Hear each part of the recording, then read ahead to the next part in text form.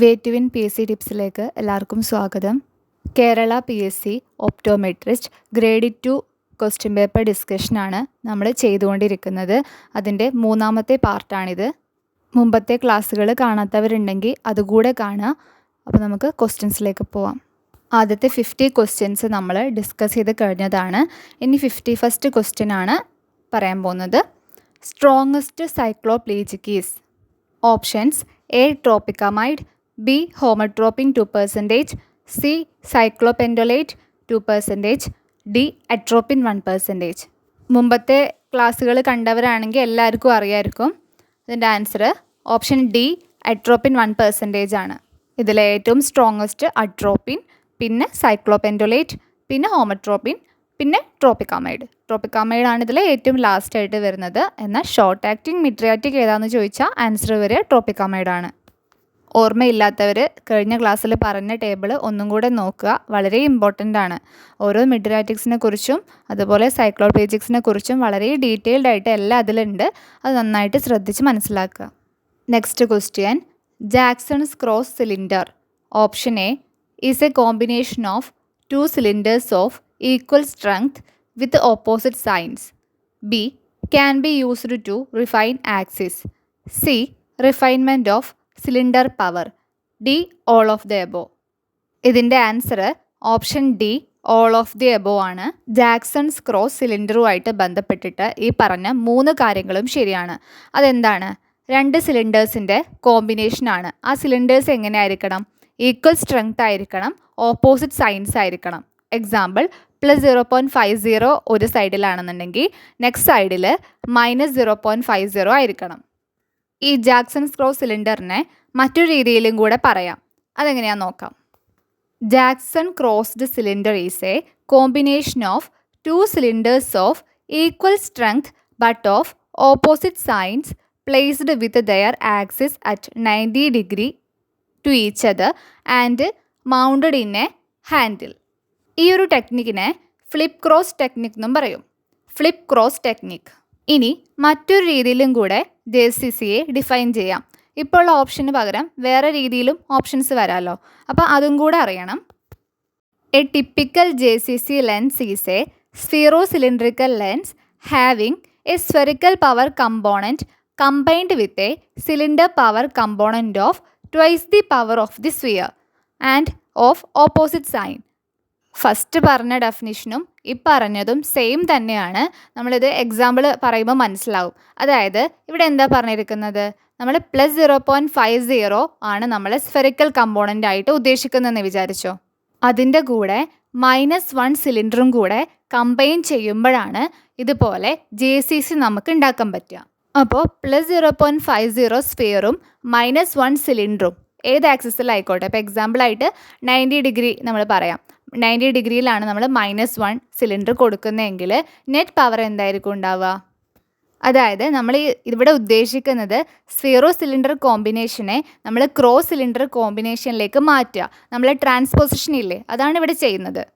അപ്പോൾ +0.50യും -1 സിലിണ്ടറും കൂടെ കമ്പൈൻ ചെയ്യുമ്പോൾ ഒരു ആക്സിസിൽ എന്താവും?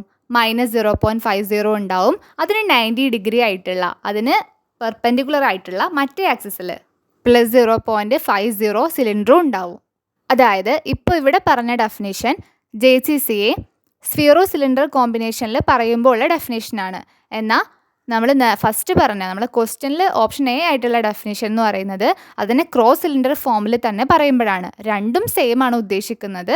അത് കൺഫ്യൂഷൻ ആവാണ്ടിരുന്നാൽ മതി. ഇപ്പോൾ ഇവിടെ എക്സാമ്പിൾ കൊടുത്തിരിക്കുന്നത് +0.50 ബാർ -1 90 ഡിഗ്രി. ഇതുകൊണ്ട് എന്താ ഉദ്ദേശിക്കുന്നത്? +0.50 സ്ഫിയറും -1 സിലിണ്ടർ 90യിലായിരിക്കും. അപ്പോൾ ഇതിന് നെറ്റ് എഫക്റ്റ് ആയിട്ട് 90 ആക്സിസ് വരുന്നതിൽ -0.50 ഉണ്ടാവും. ഓപ്പോസിറ്റ് അതിന് പെർപെൻഡിക്കുലർ ആയിട്ട് 180 ഡിഗ്രിയിൽ +0.50 ഉണ്ടാവും. ഇതിന് നമ്മളൊന്ന് ജസ്റ്റ് ഒന്ന് ക്രോസ് സിലിണ്ടർ ഫോമിൽ എഴുതിയാൽ മതി. അപ്പോൾ മനസ്സിലാവും. അതായത് ക്രോസ് സിലിണ്ടറിൽ എഴുതുമ്പോൾ +0.50 at 180 -0.50 at 90 എന്ന് വരും. ഇനി വേറൊരു ക്വസ്റ്റ്യനും കൂടെ പറയാം. അതായത് ഇപ്പോൾ നമ്മൾ സ്ഫിയർ ആയിട്ട് JCC ഉണ്ടാക്കാൻ ഉദ്ദേശിച്ചിരിക്കുന്നത്, അതിൽ സ്ഫെറിക്കൽ കമ്പോണൻറ്റ് എടുക്കാൻ ഉദ്ദേശിച്ചിരിക്കുന്നത് +0.75 ആണെങ്കിൽ അതിൻ്റെ സിലിണ്ടർ കമ്പോണൻറ്റ് എത്ര ആയിരിക്കണം നമ്മൾ എടുക്കേണ്ടത്? അപ്പോൾ നമ്മൾ ഡെഫിനിഷൻ നോക്കുക. സ്ഫെറിക്കൽ കമ്പോണൻറ്റ് എത്രയാണോ അതിൻ്റെ ഇരട്ടി എടുക്കണം ആൻഡ് ഓപ്പോസിറ്റ് സൈൻ ആയിരിക്കണം. അപ്പോൾ +0.75 ആണ് നമ്മൾ സ്ഫെറിക്കൽ കമ്പോണൻ്റ് ആയിട്ട് ഉദ്ദേശിച്ചേക്കണമെങ്കിൽ അതിൻ്റെ ഇരട്ടി എന്ന് പറയുമ്പോൾ 1.5. സൈൻ വരുന്നത് നേരത്തെ പ്ലസ് ആയതുകൊണ്ട് ഇവിടെ മൈനസ്. അപ്പോൾ +0.75 വിത്ത് -1.5 ആയിരിക്കണം നമ്മൾ എടുക്കുന്ന സിലിണ്ടർ. ഇതിനെ ക്രോസ് സിലിണ്ടർ ഫോമാറ്റിൽ എങ്ങനെ എഴുതാം? +0.75 at 180 -0.75 at 90. അപ്പോൾ JCC ഇമ്പോർട്ടൻറ്റ് ടോപ്പിക് ആയതുകൊണ്ട് തന്നെ പല രീതിയിൽ ക്വസ്റ്റ്യൻസ് ചോദിക്കാം. ഇതുപോലെ ഓപ്ഷൻസ് തന്നിട്ട് JCCയുടെ ഫോർമാറ്റ്സ് ഇതിലേതൊക്കെയാണെന്ന് സെലക്ട് ചെയ്തിട്ട് എടുക്കാൻ പറയാം. അങ്ങനെയൊക്കെ ക്വസ്റ്റ്യൻസ് വരാം. അതിനാണ് ഇത്രയും ഡീറ്റെയിൽ ആയിട്ട് പറഞ്ഞത്. ഇനി JCCയുടെ പ്രൊസീജിയർ എങ്ങനെയാണെന്ന് നോക്കാം. ആദ്യം നമ്മൾ അഡ്ജസ്റ്റ് സ്ഫെറിക്കൽ പവർ അഡ്ജസ്റ്റ് ചെയ്തിട്ടുണ്ടാവണം. എന്നിട്ട് സിലിണ്ടർ പ്രസൻ്റ് ആണോ നോക്കണം. സിലിണ്ടർ പ്രസൻ്റ് ആണെങ്കിൽ ആദ്യം ആക്സിസിനെയാണ് റിഫൈൻ ചെയ്യേണ്ടത്. എന്നിട്ട് മാത്രമേ പവറിനെ റിഫൈൻ ചെയ്യാൻ പോകാവൂ. അതായത് ഫസ്റ്റ് ആക്സിസിനെ റിഫൈൻ ചെയ്തതിന് ശേഷം പിന്നെ റിഫൈൻ പവർ. ആ ഓർഡറിലാണ് നമ്മൾ കറക്റ്റ് ചെയ്യേണ്ടത്. ഇനി സിലിണ്ടർ പ്രസൻ്റ് അല്ല എങ്കിൽ നമ്മൾ എന്ത് ചെയ്യണം? സിലിണ്ടർ ഉണ്ടോ എന്ന് നോക്കണം. Discover cylinder. അങ്ങനെ സിലിണ്ടർ ഉണ്ടെന്ന് മനസ്സിലായാൽ ഡിസ്കവർ ചെയ്താൽ നെക്സ്റ്റ് നമ്മൾ റിഫൈൻ ചെയ്യുക ആക്സിസ്, പിന്നെ റിഫൈൻ പവർ. ആ ഓർഡറിൽ തന്നെ പോവാം. ഇത് അങ്ങോട്ടും ഇങ്ങോട്ടും മാറാണ്ടിരുന്നാൽ മതി. ആക്സിസ് റിഫൈൻ ചെയ്തതിന് ശേഷം മാത്രമേ പവർ റിഫൈൻ ചെയ്യാവൂ. അപ്പോൾ JCCയുമായിട്ട് ബന്ധപ്പെട്ട് ഇത്രയും കാര്യങ്ങൾ കൂടെ ഓർത്ത് വെക്കുക. ഇതൊക്കെ എക്സാം പോയിൻ്റ് ഓഫ് വ്യൂവിൽ മാത്രമാണ് പറഞ്ഞിട്ടുള്ളത്. ഇതിൻ്റെ ഡീറ്റെയിൽഡ് ആയിട്ടുള്ള വർക്കിംഗ് പ്രൊസീജിയേഴ്സ് ഇതൊക്കെ എല്ലാവരും പഠിച്ചതായിരിക്കും. ഇനി ആർക്കെങ്കിലും ഓർമ്മ ഇല്ലാത്തതുണ്ടെങ്കിൽ, മറന്നവരൊക്കെ ഉണ്ടെങ്കിൽ യൂട്യൂബിൽ തന്നെ ഇതിൻ്റെ ക്ലാസ്സുകളൊക്കെ അവൈലബിൾ ആണ്, ഡെമോ ക്ലാസ്സുകളൊക്കെ. അപ്പോൾ അതൊക്കെ കണ്ട് മനസ്സിലാക്കുക. എന്തെങ്കിലും സംശയങ്ങളോ കാര്യങ്ങളോ ഉണ്ടെങ്കിൽ കമൻറ്റ് ബോക്സിൽ ചോദിക്കുക. അപ്പോൾ നമുക്ക് നെക്സ്റ്റ് ക്വസ്റ്റ്യൻ നോക്കാം. At birth eye is usually option A hypermetropia, B myopia, C emmetropia, D aniseikonia. Answer is option A hypermetropia. അതായത് നമ്മൾ ജനിക്കുമ്പോൾ നമ്മുടെ കണ്ണ് റിലേറ്റീവ്ലി ഷോർട്ടായിരിക്കും. അതുകൊണ്ട് തന്നെ ഹൈപ്പർമെട്രോപ്പിയക്കാണ് ചാൻസ് കൂടുതൽ. ഒരു +2 to +3 ഡയോപ്റ്ററോളം ഹൈപ്പർമെട്രോപ്പിയ നമ്മൾ ബർത്തിൻ്റെ ടൈമിൽ നമുക്ക് ഉണ്ടാവുമെന്നാണ് പറയുന്നത്. പിന്നെ അത് ഏജ് കൂടുന്നതിനനുസരിച്ചിട്ട് റെഡ്യൂസ് ചെയ്ത് വരും. ഒരു 5 to 7 ഇയേഴ്സൊക്കെ ആകുമ്പോഴാണ് നമ്മൾ കണ്ണ് എംമെട്രോപ്പിക്കായി മാറുന്നത്. അങ്ങനെ ഒരു 50 ഇയേഴ്സ് ഓഫ് ഏജ് വരെ ഇത്തരത്തിൽ എംമെട്രോപ്പിക് ആയിട്ട് തന്നെ നിൽക്കും.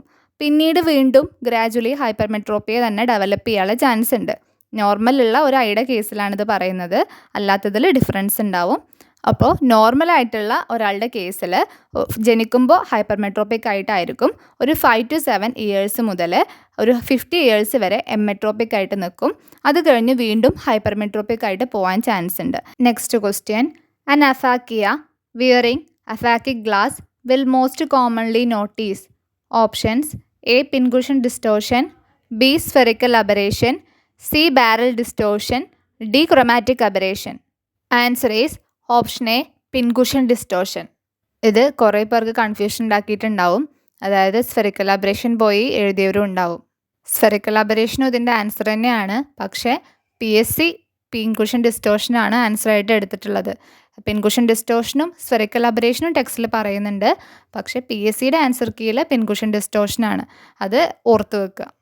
ഈ പിൻകുഷൻ ഡിസ്റ്റോർഷൻ എന്ന് വെച്ചാൽ എന്താ? നമ്മൾ ഈ ഹൈ തിക്കായിട്ടുള്ള അഫാക്കിക് ഗ്ലാസ്സസ് എന്ന് പറയുമ്പോൾ ഭയങ്കര തിക്കായിട്ടുള്ള പവറുള്ള ഗ്ലാസ്സുകളായിരിക്കും. അപ്പോൾ അതിലൂടെ നോക്കുമ്പോൾ ലൈൻസൊക്കെ സ്ട്രൈറ്റ് ലൈൻസൊക്കെ കർവ്ഡായിട്ട് തോന്നും. അതായത് നമ്മൾ ഒരു പാരബോളിക് വേൾഡിൽ കാണുന്ന പോലെ. അതുപോലെ ആ ഗ്ലാസിൻ്റെ പെരിഫറിലൂടെയൊക്കെ നോക്കുമ്പോൾ നമ്മൾ കാണുന്ന ഒബ്ജക്ട്സിനൊക്കെ എലോങ്ങേറ്റഡ് ആയിട്ടും എൻലാർജ്ഡ് ആയിട്ടൊക്കെ തോന്നും. ഈ മൂവ് ചെയ്യുന്ന ഒബ്ജക്ട്സിനൊക്കെ നോക്കുമ്പോൾ അതൊക്കെ ഭയങ്കര ഫാസ്റ്റായിട്ട് പോകുന്ന പോലെ തോന്നും. അപ്പോൾ ഇതൊക്കെയാണ് പിൻകുഷൻ ഡിസ്റ്റോർഷൻ എന്നുള്ളതുകൊണ്ട് ഉദ്ദേശിക്കുന്നത്. അത് സ്ഫെറിക്കൽ അബറേഷൻ്റെ ഒരു ഫോം തന്നെയാണ്.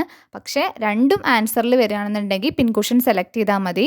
ഇനി അഫാക്കിയയുടെ കേസിൽ നമുക്ക് അഫാക്കിയ 4 രീതിയിലാണ് കറക്റ്റ് ചെയ്യാൻ പറ്റുക.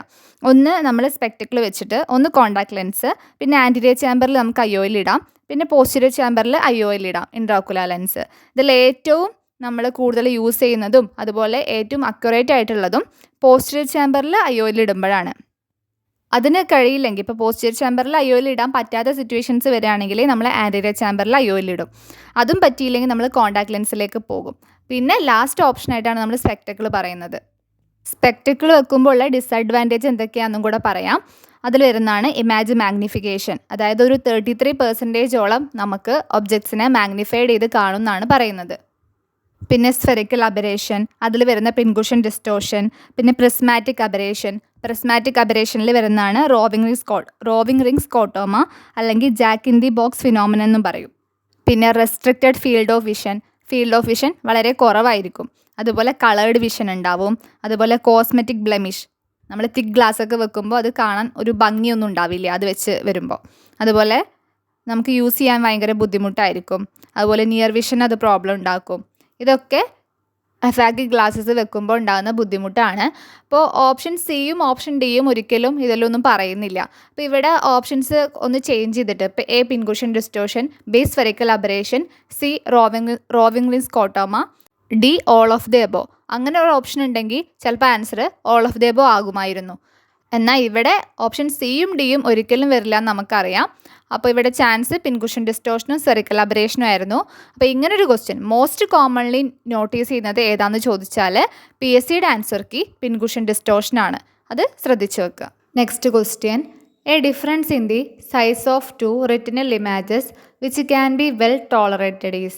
Options 2%, 3%, 5%, 10%. Answer is option C 5%. ഇത് അനൈസോകോണിയായിട്ട് ബന്ധപ്പെട്ടുള്ള ഒരു ക്വസ്റ്റ്യൻ ആണ്. അനൈസോകോണിയ എന്ന് വെച്ചാൽ എന്താണ്? It is an anomaly of binocular vision in which the ocular images are unequal in size or shape or both.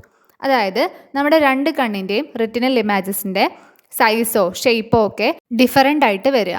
അപ്പോഴാണ് അനൈസോകോണിയ ഉണ്ടാവുക. അത് ഒരു 5% വരെയൊക്കെ രണ്ട് കണ്ണിൻ്റെയും ഈ ഡിഫറൻസ് നമ്മുടെ കണ്ണിന് തന്നെ വെൽ ടോളറേറ്റഡ് ആണ്. Next question, during accommodation there occurs decrease in the radius of curvature of the. Option A anterior surface of lens, B posterior surface of lens, C both surface of lens, D none of the above. ഇതും കുറച്ച് കൺഫ്യൂഷനുള്ള question ആയിരുന്നു. ഈ same question തന്നെ review of ophthalmology, AK ഖുറാനയുടെ review of ophthalmology എന്ന് പറഞ്ഞ 7th edition ടെക്സ്റ്റിൽ ഇതേ സെയിം ക്വസ്റ്റ്യൻ തന്നെ ഉണ്ടായിരുന്നു. അതായത് ഇതിൻ്റെ ആൻസർ ഓപ്ഷൻ സി ആണ്, both surface of the lens എന്നാണ് ആൻസർ. അതായത് അക്കോമഡേഷൻ്റെ സമയത്ത് റേഡിയസ് ഓഫ് കർവേച്ചർ രണ്ട് സർഫസിൻ്റെയും ഡിക്രീസ് ചെയ്യുന്നുണ്ടെന്നാണ് PSCയുടെ ആൻസർ കീ. ഇത് തന്നെയായിരുന്നു ടെക്സ്റ്റിലും ഉണ്ടായിരുന്നത്. ടെക്സ്റ്റിൽ ആ ക്വസ്റ്റ്യൻ വന്നപ്പോൾ ഇനി ഇവിടെ കൺഫ്യൂഷൻ ഉണ്ടാക്കിയ പോയിന്റ് എന്താണെന്ന് വെച്ചാൽ ലെൻസിൻ്റെ ആൻറ്റീരിയർ സർഫസ് ആണ് അക്കോമഡേഷൻ്റെ സമയത്ത് നന്നായിട്ട് കർവ് കൂടുന്നത്. അപ്പോൾ അതുകൊണ്ട് തന്നെ എന്താവും, അതിൻ്റെ റേഡിയസ് ഓഫ് കർവേച്ചർ ആയിരിക്കും നന്നായിട്ട് കുറയുന്നത്. അപ്പോൾ അത് കറക്റ്റ് എടുത്ത് പറയുന്നുണ്ട് പല ഭാഗങ്ങളിലും ആൻറ്റീരിയർ സർഫസിലുള്ള മാറ്റം. എന്നാൽ പോസ്റ്റീരിയർ സർഫസിൽ ഉണ്ടാകുന്ന ചേഞ്ച് ഭയങ്കരമായിട്ട് പറയുന്നില്ല. ഓൾമോസ്റ്റ് റിമെയിൻ സെയിം എന്നാണ് പല സ്ഥലത്തും പറയുന്നത്. അപ്പോൾ അത് കാരണം എല്ലാവരും ആൻറ്റീരിയർ സർഫസിന് മാത്രമാണ് ചേഞ്ച് എന്ന് കരുതിപ്പോകും. റിവ്യൂ ഓഫ് ഓഫ്താൽമോളജി ടെക്സ്റ്റിൽ ഈ സെയിം ക്വസ്റ്റ്യൻ ഉള്ളതുകൊണ്ട് തന്നെ അത് കണ്ടിട്ടുള്ളവർ ആൻസർ ചെയ്തിട്ടും ഉണ്ടാവും. അപ്പോൾ എന്തായാലും ഇതിൻ്റെ ആൻസർ PSCയുടെ answer key both surface of ലെൻസിനും മാറ്റം ഉണ്ടാവുമെന്നാണ്. അപ്പോൾ എല്ലാവരും നോട്ട് ചെയ്ത് വെക്കുക.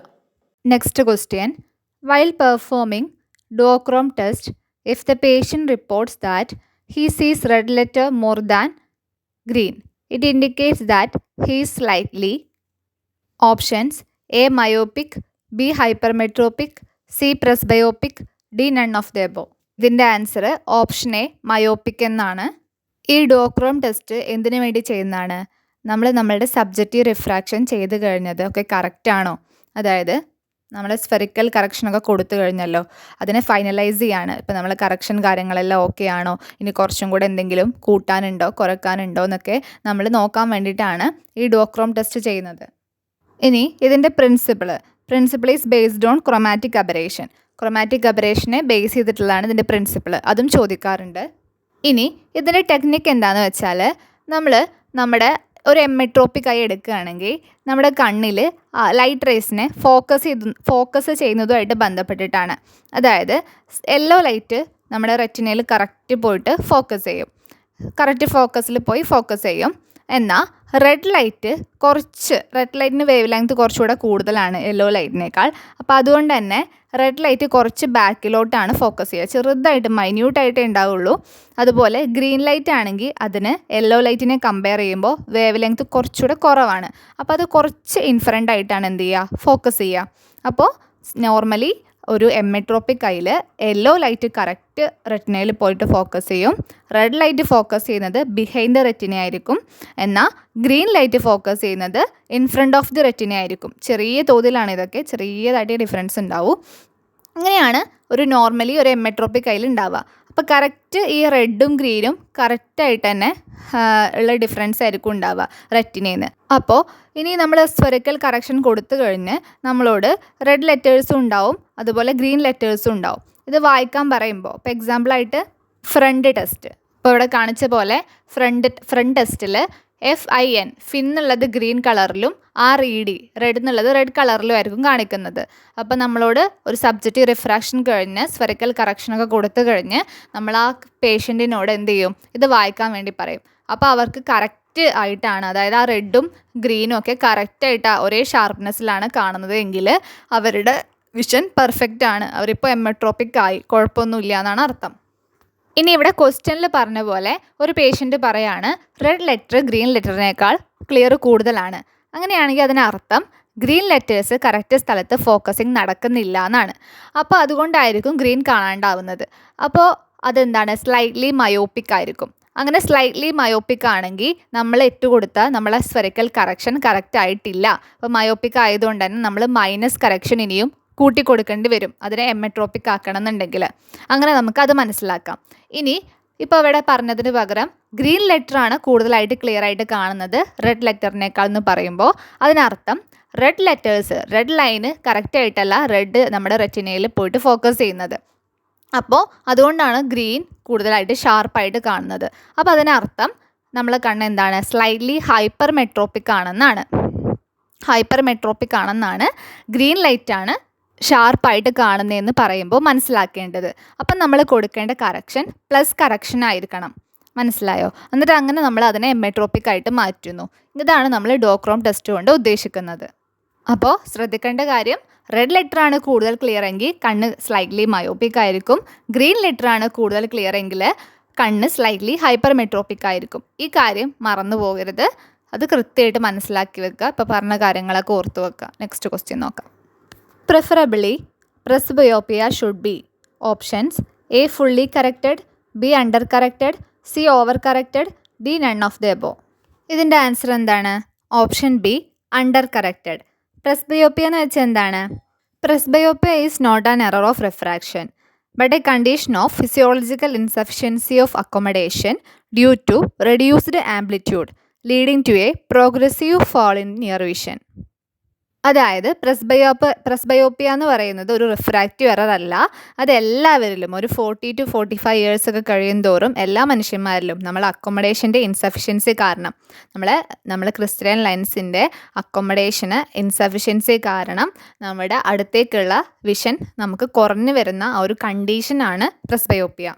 ഇനി നോർമൽ കേസുകളിൽ നമ്മൾ പ്രസ്ബയോപ്പിക് കറക്ഷൻ കൊടുക്കുമ്പോൾ എപ്പോഴും അണ്ടർ കറക്റ്റ് ചെയ്ത് കൊടുക്കുന്നതാണ് നല്ലത്. അതായത് ഇപ്പോൾ ഒരു 45 ഇയേഴ്സ് ഉള്ള ഒരാളാണെങ്കിലും നമ്മൾ 45 ഇയേഴ്സിന് പൊതുവെ 1.5 എന്നാണ് പറയുക. പക്ഷേ 1.25 അയാൾക്ക് അടുത്തേക്കുള്ള വിഷൻ അയാൾക്ക് കിട്ടുന്നുണ്ടെങ്കിൽ അത് കൊടുത്താൽ മതി. 1.5 പോകേണ്ട ആവശ്യമില്ല. ഇനി ഇതിന് എക്സെപ്ഷനായിട്ട് വരുന്ന കേസുകളുണ്ട്. ഇപ്പോൾ ഒരു സ്റ്റിച്ച് ചെയ്യുന്ന ആൾക്ക്, അതുപോലെ നമ്മൾ സ്വർണ്ണപ്പണിക്കാർക്ക്, ഇവർക്കൊക്കെ അടുത്തേക്കുള്ള കാഴ്ച കുറച്ചുകൂടെ കൂടുതൽ വേണ്ടി വരും. അപ്പോൾ ചിലപ്പോൾ അവർക്ക് ഓവർ കറക്റ്റ് ചെയ്യേണ്ടിയും വരും. അപ്പോൾ അതൊക്കെ അവരുടെ വർക്കിംഗ് കണ്ടീഷൻസ് പോലെ ഇരിക്കും. നോർമലി നമ്മൾ അണ്ടർ കറക്റ്റ് ചെയ്യുന്നതാണ് ഏറ്റവും നല്ലത്.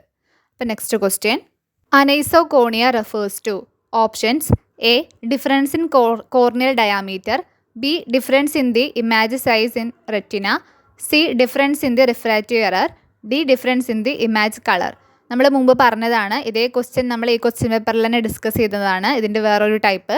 അപ്പോൾ ഇതിൻ്റെ answer option B, difference in the image size in retina. Next question, the refractive index of CR39 lenses is options A 1.35, B 1.49, C 1.56, D 1.73. ഇതിൻ്റെ ആൻസർ 1.49 ആണ്. ഈ CR39 എന്ന് പറയുന്നത് നമ്മുടെ ലെൻസ് ഉണ്ടാക്കുന്ന ഒരു മെറ്റീരിയലാണ്. ഡിഫറെൻറ്റ് ടൈപ്സ് മെറ്റീരിയൽസും അതുപോലെ അവരുടെ റിഫ്രാക്റ്റീവ് ഇൻഡെക്സ്, അതുപോലെ അതിൻ്റെ അബ്ബേ വാല്യൂ, ഇതൊക്കെ നമ്മൾ പഠിച്ചിരിക്കേണ്ടതാണ്. ജസ്റ്റ് അതൊന്ന് പറയാം. ഇമ്പോർട്ടൻ്റ് ആയിട്ട് അറിഞ്ഞിരിക്കേണ്ട, ഇനി നെക്സ്റ്റ് എക്സാമിന് ചോദിക്കാൻ ചാൻസ് ഉള്ള കുറച്ച് ലെൻസ് മെറ്റീരിയൽസിൻ്റെ റിഫ്രാക്റ്റീവ് ഇൻഡെക്സും അബ്ബേ വാല്യൂ ആണ് പറയാൻ പോകുന്നത്. ഇതിൽ ക്രൗൺ ഗ്ലാസ്, ഫ്ലിൻ ഗ്ലാസ്, ഇതൊക്കെ ഗ്ലാസ് മെറ്റീരിയൽസ് ആണ്. നമ്മൾ ലെൻസ് ഉണ്ടാക്കുന്ന ഗ്ലാസ് മെറ്റീരിയൽസ് ആണ് ക്രൗൺ ഗ്ലാസും ഫ്ലിൻ ഗ്ലാസും ഒക്കെ. അതിൽ CR39, പോളി കാർബണേറ്റ്, ട്രൈവെക്സ്, ഇതൊക്കെ പ്ലാസ്റ്റിക് മെറ്റീരിയൽസ് ആണ്. ഇന്ന് കൂടുതലായിട്ടും പ്ലാസ്റ്റിക് കൊണ്ടുള്ളതാണ് ഉണ്ടാക്കുന്നത്. ഗ്ലാസ് ഇപ്പോൾ പൊതുവേ ഉപയോഗിക്കുന്നത് കുറവാണ്. അപ്പോൾ ഇതിൻ്റെ എല്ലാം റിഫ്രാക്റ്റീവ് ഇൻഡെക്സും അബ്ബേ വാല്യൂവും നോക്കാം. ഇതിൽ ഇമ്പോർട്ടൻ്റ് ആയിട്ടുള്ളത് CR39 പോളി കാർബണേറ്റും ആണ്. അതിൻ്റെ പ്രത്യേകമായിട്ട് നോട്ട് ചെയ്ത് വെക്കുക. ബാക്കിയൊക്കെ പഠിക്കാൻ പറ്റുന്നവരാണെങ്കിൽ അതും കൂടെ പഠിച്ചെടുക്കുക. ഫസ്റ്റ് CR39ൻ്റെ റിഫ്രാക്റ്റീവ് ഇൻഡെക്സ് 1.498, അബ്ബേ വാല്യൂ 58. ചിലയിടത്ത് 60 എന്നും കാണാറുണ്ട്. ആ ഒരു റേഞ്ച് 58 to 60 എന്ന് ഓർത്ത് വെച്ചാൽ മതി. പോളി കാർബണേറ്റിൻ്റെ 1.586 ആണ് റിഫ്രാക്റ്റീവ് ഇൻഡെക്സ്. ഇതും ഇമ്പോർട്ടൻ്റ് ആണ്. പിന്നെ അബ്ബേ വാല്യൂ 29, ചിലയിടത്ത് 30 എന്നും കാണാറുണ്ട്. പിന്നെ അടുത്തത് ട്രൈവെക്സിൻ്റെത് 1.523 റിഫ്രാക്റ്റീവ് ഇൻഡെക്സ്. അതുപോലെ അബ്ബേ വാല്യൂ 35ൻ്റെയും 43ൻ്റെയും ഇടയിൽ. ഇനി ക്രൗൺ ഗ്ലാസിൻ്റെ 1.523 ആണ് റിഫ്രാക്റ്റീവ് ഇൻഡെക്സ്. അതിൻ്റെ അബ്ബേ വാല്യൂ നല്ല കൂടുതൽ തന്നെയാണ്, 59. ഇനി ഫ്ലിൻ ഗ്ലാസ് ലൈറ്റ് ഫ്ലിൻറ്റും ഉണ്ട്, ഡെൻസ് ഫ്ലിൻറ്റും ഉണ്ട്. ഇതിൽ ലൈറ്റ് ഫ്ലിൻറ്റിൻ്റെത് 1.580, ഡെൻസ് ഫ്ലിൻറ്റിൻ്റെത് 1.690. അതിൻ്റെ അബ്ബേ വാല്യൂ 30 to 40 ആണ്. അപ്പോൾ ഈ പറഞ്ഞ കാര്യങ്ങളൊക്കെ ഓർത്ത് വെക്കുക. ഇതിൽ ഇമ്പോർട്ടൻ്റ് ആയിട്ട് CR39 പോളി കാർബണേറ്റും നോക്കി വെക്കുക. പിന്നെ ഇത് കൂടാണ്ട് തന്നെ പ്ലാസ്റ്റിക് മെറ്റീരിയൽസിലാണെങ്കിലും ഗ്ലാസ് മെറ്റീരിയൽസിലൊക്കെ ആണെങ്കിലും ഹൈ ഇൻഡെക്സ് ഗ്ലാസസും ഹൈ ഇൻഡെക്സ് പ്ലാസ്റ്റിക് മെറ്റീരിയൽസ് ഒക്കെ വരുന്നുണ്ട്. ഹൈ ഇൻഡെക്സ് ആയതുകൊണ്ട് തന്നെ റിഫ്രാക്റ്റീവ് ഇൻഡെക്സ് നല്ല കൂടുതലായിരിക്കും അവയുടെ. നമ്മുടെ ലെൻസിന് മാക്സിമം തിന്നാക്കാൻ വേണ്ടിയിട്ടാണ് ഹൈ റിഫ്രാക്റ്റീവ് ഇൻഡെക്സ് ഉള്ള ഗ്ലാസ് അതുപോലെ പ്ലാസ്റ്റിക് മെറ്റീരിയൽസ് ഒക്കെ യൂസ് ചെയ്തിട്ട് ലെൻസ് ഉണ്ടാക്കുന്നത്. അതൊരു 1.66 അപ്പുറം വരും അതിൻ്റെയൊക്കെ റിഫ്രാക്റ്റീവ് ഇൻഡെക്സ് നോർമലി. അപ്പോൾ ഈ കാര്യം കൂടെ ഒന്ന് ഓർത്ത് വെക്കുക. ഇനി റിഫ്രാക്റ്റീവ് ഇൻഡെക്സിൻ്റെ ഡെഫിനിഷൻ കൂടെ ഒന്ന് അറിഞ്ഞു വെക്കുക. The ratio speed of light in a vacuum to the speed of light in a given medium. The higher the refractive index, the thinner the lens can be made. Materials with an index between 1.523 and 1.57 are considered as mid index. അതായത് ഒരു medium ഇൻഡെക്സിൽ വരുന്നതാണ് 1.523ൻ്റെയും 1.57ൻ്റെയും ഇടയിൽ വരുന്ന lens materials. എന്നാൽ 1.58ഉം അതിനേക്കാൾ കൂടുന്നതും നമ്മൾ high index lenses ആയിട്ടാണ് കൺസിഡർ ചെയ്യുന്നത്. ഇതിൽ റിഫ്രാക്റ്റീവ് ഇൻഡെക്സ് കൂടുമ്പോൾ ലെൻസിനെ തിന്നറാക്കാൻ പറ്റും എന്നുള്ള കാര്യം കൂടെ ഒന്ന് ഓർത്ത് വെക്കുക. The higher the refractive index, the thinner the lens can be made. ആ ഒരു സെൻറ്റൻസും കൂടെ നോട്ട് ചെയ്ത് വെക്കുക. ഇനി ഈ അബ്ബേ വാല്യൂയും കൂടെ നോട്ട് ചെയ്ത് വെക്കുക. അതിൻ്റെ ഡെഫിനിഷനും ഇമ്പോർട്ടൻ്റ് ആണ്. The reciprocal of the dispersive power of the material and gives a measure of the material ability to transmit the light. ഒന്നുകൂടെ പറയാം. The reciprocal of the dispersive power of the material and gives a measure of the material ability to transmit the light. ഇനി Abbe വാല്യൂവും chromatic അബറേഷനും തമ്മിലുള്ള ആ ഒരു ബന്ധം മനസ്സിലാക്കി വെക്കണം. Abbe value കൂടുമ്പോൾ ക്രൊമാറ്റിക് അബറേഷൻ ഏറ്റവും ലീസ്റ്റ് ആയിരിക്കും. ആണ് ഇവിടെ പറയുന്നത്. Abbe number of 60 is considered to have the least chromatic aberrations and Abbe value of 30 is for the most chromatic aberration. Abbe value കുറയുന്നതിനനുസരിച്ചിട്ട് chromatic aberrations കൂടും. അതുപോലെ Abbe value കൂടുന്നതിനനുസരിച്ച് ആ മെറ്റീരിയലിന് chromatic aberration കുറവായിരിക്കും. അതുപോലെ തന്നെ ഹൈ ഇൻഡെക്സ് മെറ്റീരിയൽസിന് എന്തായിരിക്കും? Abbe value വളരെ കുറവായിരിക്കും. അപ്പോൾ chromatic aberration എന്തുണ്ട്? കൂടാൻ ചാൻസ് ഉണ്ട്. അതുകൊണ്ടാണ് നമുക്ക് ഹൈ ഇൻഡെക്സ് ഗ്ലാസസ് യൂസ് ചെയ്യുമ്പോൾ നല്ല തിന്നാക്കാൻ പറ്റുമെങ്കിലും കൂടുതലായിട്ട് അതിലേക്ക് പോകാൻ പറ്റാത്തത് ഇത്തരത്തിൽ ക്രൊമാറ്റിക് അബറേഷൻസ് ഒക്കെ വരാനും അതുപോലെ അതിൻ്റെ അബ്ബേ വാല്യൂ കുറയാനും കാരണമാവും. അതുകൊണ്ടാണ്. അപ്പോൾ ഈ പറഞ്ഞ കാര്യങ്ങളൊക്കെ ആവശ്യമുള്ളവർ നോട്ട് ചെയ്ത് വെക്കുക. നെക്സ്റ്റ് ക്വസ്റ്റ്യൻ നോക്കാം. Deep meniscus lenses has a base curve of options A 1 diopter, B 3 diopter, C 6 diopter, D 8 diopter. ഇതിൻ്റെ ആൻസർ ഓപ്ഷൻ സി 6 diopter ആണ്. ഈ മെനിസ്കസ് ലെൻസസ് എന്ന് പറയുന്നത് നമ്മൾ ഈ സ്മോൾ ടു മോഡറേറ്റ് പവറിൽ വരുന്ന സ്പെക്ടക്കിൾസിനെ ഉണ്ടാക്കാൻ വേണ്ടിയിട്ട് യൂസ് ചെയ്യുന്നതാണ്. ഇതിൽ ഡീപ്പ് മെനിസ്കസ് ലെൻസസും ഉണ്ട്, അതുപോലെ പെരിസ്കോപ്പിക് ലെൻസസും നമ്മളിങ്ങനെ ഉണ്ടാക്കാറുണ്ട്. ഇതിൽ പെരിസ്കോപ്പിക് ലെൻസസ് ആണെങ്കിലും അതുപോലെ ഡീപ്പ് മെനിസ്കസ് ലെൻസസ് ആണെങ്കിലും ഇതിൻ്റെ ഒരു പോസ്റ്റീരിയർ സർഫസിൽ പവർ ഫിക്സ്ഡ് ആയിരിക്കും. പോസ്റ്റീരിയർ സർഫസ് എപ്പോഴും കോൺകേവ് ആയിരിക്കും. പെരിസ്കോപ്പിക് ലെൻസസിൻ്റെയും ഡീപ്പ് മെനിസ്കസ് ലെൻസസിൻ്റെയും കോൺകേവ് പോസ്റ്റീരിയർ സർഫസ് ആയിരിക്കും. അവിടുത്തെ പവർ ഫിക്സ്ഡ് ആയിരിക്കും. അതിൽ ഡീപ്പ് മെനിസ്കസ് ലെൻസ് ആണെങ്കിൽ പോസ്റ്റീരിയർ സർഫസിൻ്റെ പവർ എന്ന് പറയുന്നത് -6 ഡയോപ്റ്റർ ആയിരിക്കും. -6 അതാണ് ഇവിടെ ചോദിച്ചത്. എന്നാൽ പെരിസ്കോപ്പിക് ലെൻസസ് ആണെങ്കിൽ അതിൻ്റെ പോസ്റ്റീരിയർ സർഫസിൻ്റെ പവർ എന്ന് പറയുന്നത് -1.2 ഡയോപ്റ്റർ ആണ്. -1.2 ഡയോപ്റ്റർ. ഇനി ഇതിൻ്റെ ആൻറ്റീരിയർ സർഫസിലേക്കാണ് നമ്മൾ സ്ഫെറിക്കൽ കറക്ഷൻ ആഡ് ചെയ്യുക. അങ്ങനെയാണ് നമുക്ക് ആവശ്യമുള്ള പവർ നമ്മൾ ഇതിൽ നിന്ന് ഉണ്ടാക്കിയെടുക്കുന്നത്. അപ്പോൾ മെനിസ്കസ് ലെൻസസ് എന്ന് പറയുന്നത് സ്മോൾ ടു മോഡറേറ്റ് പവറുള്ള സ്പെക്ടക്കിൾസിനെ ഉണ്ടാക്കാൻ വേണ്ടി യൂസ് ചെയ്യുന്നതാണ്. ഇതിൽ പെരിസ്കോപ്പിക് ലെൻസസിൻ്റെ ഫിക്സ്ഡ് ആയിട്ടുള്ള ഒരു പവർ ഉണ്ട്, പോസ്റ്റീരിയർ സർഫസിൻ്റെ പവറാണ്. അത് ചോദിച്ചാൽ -1.2 ഡയോപ്റ്റർ പറയണം. അതുപോലെ ഡീപ്പ് മെനിസ്കസ് ലെൻസസിൻ്റെ ചോദിച്ചാൽ -6 ഡയോപ്റ്ററും പറയണം. ഇനി next question, decay value of contact lenses refers to options A light transmission, B anti-reflective coating, C gaseous transmission through polymeric material, D heat resistance. ഇതിൻ്റെ ആൻസർ ഓപ്ഷൻ സി ആണ്, gaseous transmission through polymeric material. ഇതാണ് contact ലെൻസിൻ്റെ decay value എന്നുള്ളതുകൊണ്ട് ഉദ്ദേശിക്കുന്നത്. ഈ decay വാല്യൂവിനെ തന്നെ permeability coefficient എന്നും പറയാം. അതിൽ ഡി എന്ന് പറയുന്നത് ഡിഫ്യൂഷനെയും കെ എന്ന് പറയുന്നത് സൊലുബിലിറ്റിനെയും ഇൻഡിക്കേറ്റ് ചെയ്യുന്നതാണെന്ന് കൂടി ഓർത്ത് വെക്കുക. decay വാല്യൂ സാധാരണ സിലിക്കോൺ ഹൈഡ്രോജെൽസ് ഇതിനൊക്കെയാണ് ഏറ്റവും കൂടുതലായിട്ടുള്ളത്. decay വാല്യൂ കൂടിയ എന്താണ്, നമുക്ക് നമ്മുടെ കോർണിയയിലേക്ക് കൂടുതൽ ഓക്സിജനെ നമുക്ക് കടത്തിവിടാൻ പറ്റും. ഓക്സിജൻ പെർമിയബിലിറ്റിയാണ് ഉദ്ദേശിക്കുന്നത്. Next question, 3-point touch technique is used for options A soft contact lens, B RGP contact lens, C therapeutic contact lens, D toric contact lens. ഇതിൻ്റെ answer option B RGP contact lens ആണ്. RGP contact ലെൻസിലാണ് 3-point touch technique use ചെയ്യുന്നത്. എന്താണ് ഈ 3-point touch technique? ഈ 3-point ടച്ചിനെ തന്നെ divided support എന്നും പറയുന്നുണ്ട്. ഡിവൈഡഡ് സപ്പോർട്ട് അതായത് നമ്മൾ RGP ലെൻസ് എന്താണ്, കുറച്ച് റിജിഡ് ആയിരിക്കുമല്ലോ. അപ്പോൾ അതിൻ്റെ ആ ഒരു വെയിറ്റ് ബിയറിങ്, അതിൻ്റെ വെയിറ്റ് നമ്മുടെ കോർണിയയുടെ ഫ്രണ്ട് ഭാഗം കുറച്ച് കോണിക്കൽ പോലെയും പെരിഫറിയിലോട്ട് പോകുന്തോറും കുറച്ച് ഫ്ലാറ്റ് ആയിട്ടും അല്ലേ. അപ്പോൾ അതിൻ്റെ ആ ഒരു വെയിറ്റിനെ അഡ്ജസ്റ്റ് ചെയ്യാൻ വേണ്ടിയിട്ടുള്ള ഒരു ടെക്നിക്കാണ് ഈ 3-point ടച്ച് എന്ന് പറയുന്നത്. ഇതിൽ കണ്ട പോലെ RGP ഫിറ്റ് ചെയ്യുമ്പോൾ നമ്മുടെ കോർണിയയുടെ ആ കോണിക്കൽ പോർഷൻ, അതായത് സെൻട്രൽ പോർഷനുമായിട്ട് ഒരു സ്ലൈറ്റ് ടച്ച് മാത്രമേ RGP വരുള്ളൂ.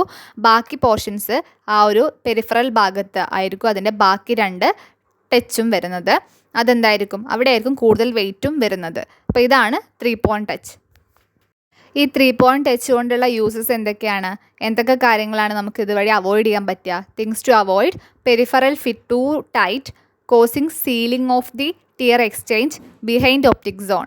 അതുപോലെ excessive movement that causes discomfort and corneal scarring.